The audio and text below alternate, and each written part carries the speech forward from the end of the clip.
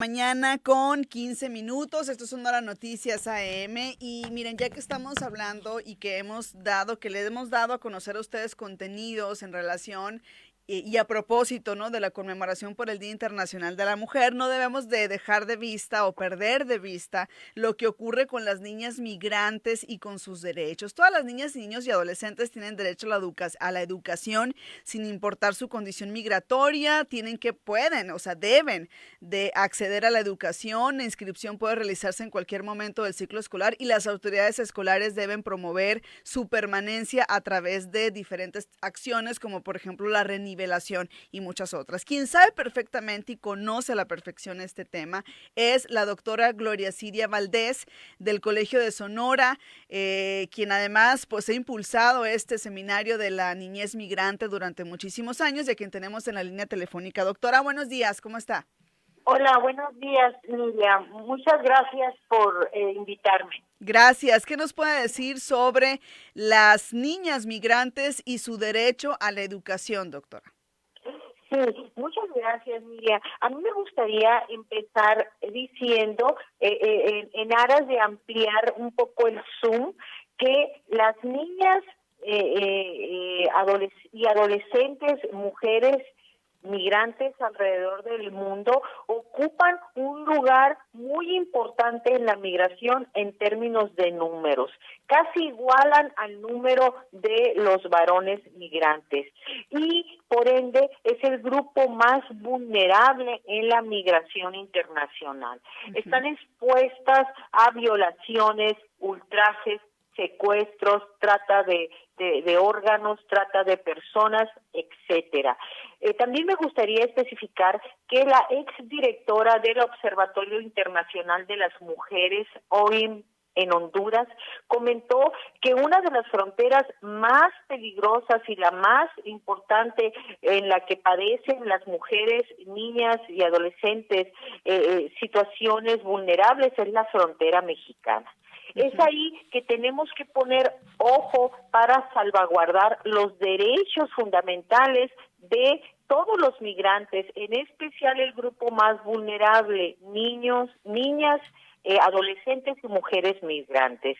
En ese marco te puedo decir al menos 5 cosas por las que en este próximo Día Internacional de la Mujer tenemos que especificar y decir y volver a decir.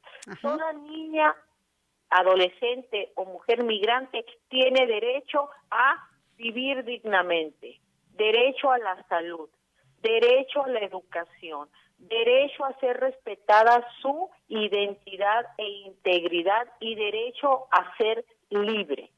Entonces, no debemos de olvidar que independientemente por el tránsito que ellas están realizando alrededor del mundo, sí, con documentos o sin documentos, toda niña, adolescente y mujer tiene derecho a la libertad, a ser respetada, a recibir servicios de salud, a su integridad y a su identidad. En ese marco, quiero decirte que en México se calcula aproximadamente 1 millón de niñas y adolescentes que han retornado de Estados Unidos, ya sea por que deportaron a mamá o papá, o ya sea porque se les acabó el trabajo a los padres de familia o tutores, o ya sea porque la política antimigrante estadounidense está tan difícil que tensa a la familia y deciden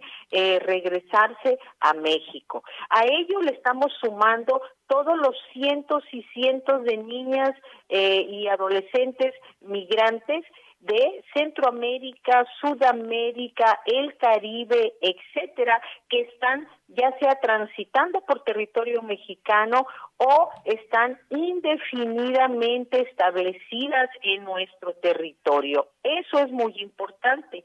Y me voy bajando. ¿Sí? ¿Cuáles son los derechos específicos que estas niñas y adolescentes tienen en términos de la educación? Todos. Normas internacionales que México ha firmado establecen ese derecho. El interés superior a la niñez establece ese derecho. La Ley de Refugio y Asilo establece ese derecho. La Constitución mexicana establece ese derecho. Si nos vamos bajando, también la Ley de Educación establece ese derecho. Y las normas de registro y certificación de la Secretaría de Educación Pública establecen ese derecho. Entonces, ¿qué pasa? ¿Qué pasa? ¿Por qué no se ha armonizado lo que se establece en normas internacionales, lo que establece la ley mexicana y lo que establecen las regiones?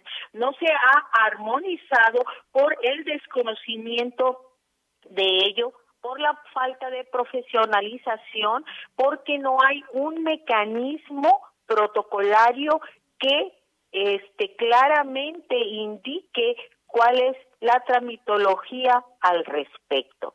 Entonces, tenemos que ir avanzando al respecto. Y se ha avanzado, Nidia. Déjame decirte que estados como Nuevo León, Baja California, Guanajuato, Zacatecas, desde hace 15, 18 años, gracias a la presión de académicos, de organizaciones no gubernamentales, etcétera, etcétera, han impulsado armonizar esos derechos con lo que dictan las normas internacionales, ¿verdad? Y en el caso acá de Sonora, yo te puedo hablar de un antes y una hora. Nosotros tenemos 15 años trabajando en el tema y quiero decirte que gracias a la buena voluntad de las autoridades de la Secretaría de Educación y Cultura, hasta ahora estamos viendo cristalizado el esfuerzo que organizaciones no gubernamentales, los académicos, el Seminario Niñez Migrante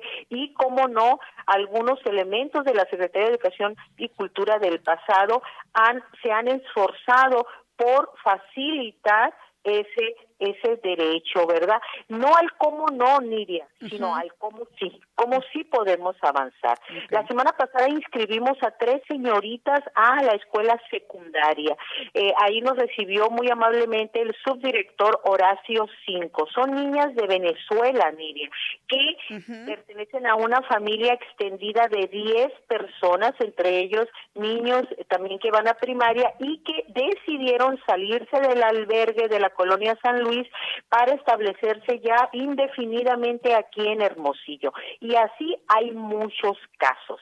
Entonces, algo importante que hay que decir es que una cosa es la tramitología, una cosa es diseñar una estrategia de infraestructura humana y administrativa, y otra cosa es que por el hecho de que todavía no hay eso, los chavalos no vayan a la escuela. Son dos cosas diferentes. El niño, niña o adolescente tiene que estar recibido a la escuela inmediatamente si hay cupo y al momento que la mamá o el tutor pide su inscripción. Y en eso estamos avanzando aquí en Sonora. Yo te aseguro que vamos a ser uno de los estados pioneros y ejemplos.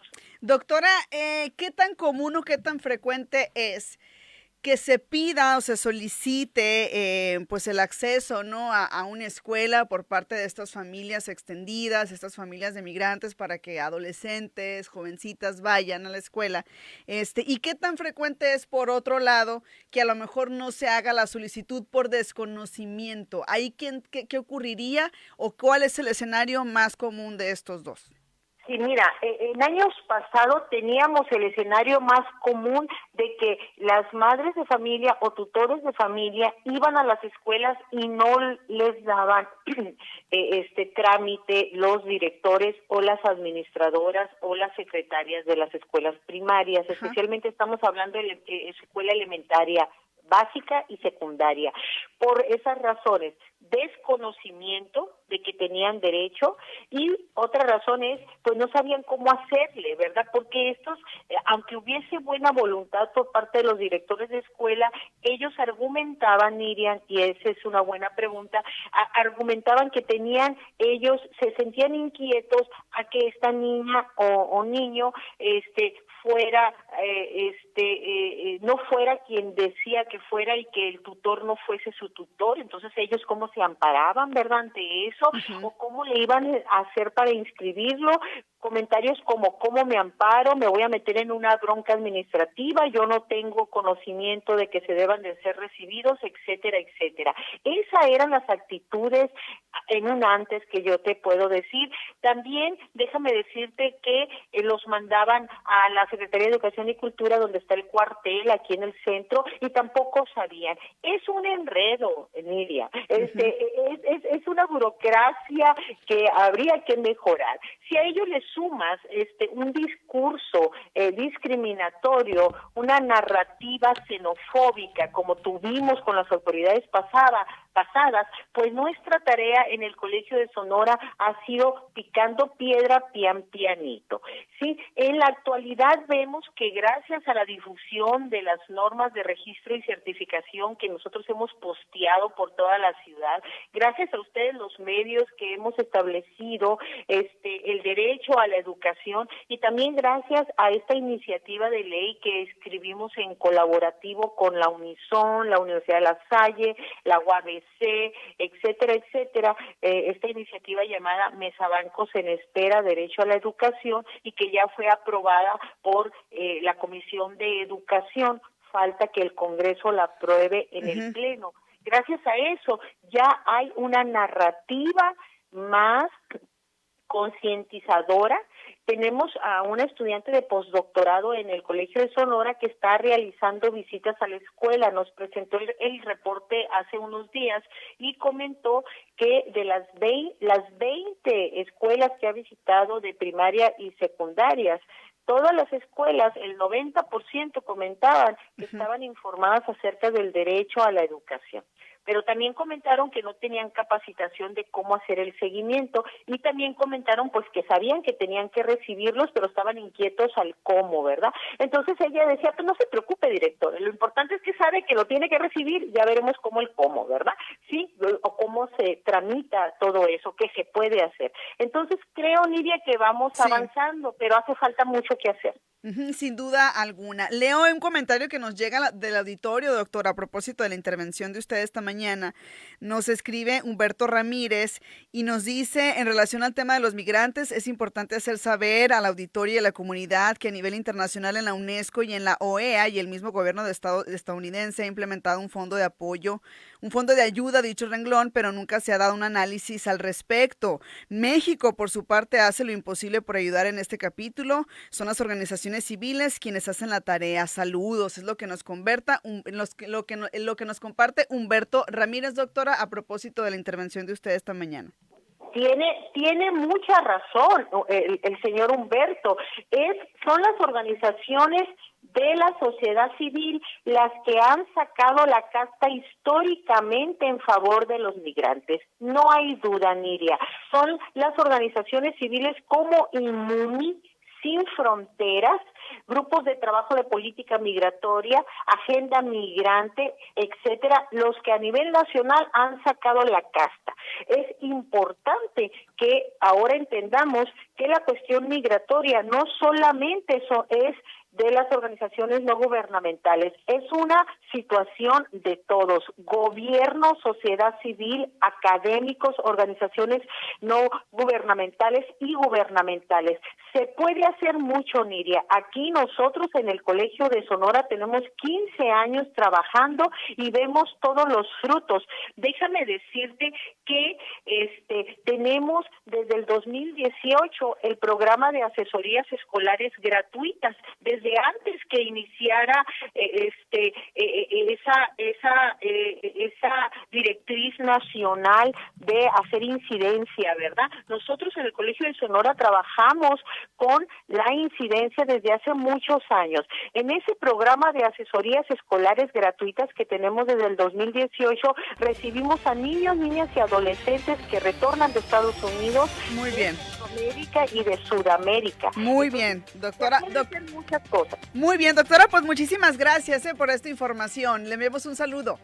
Igualmente, hasta luego. Con esto vamos a mensajes y regresamos 8:29 minutos.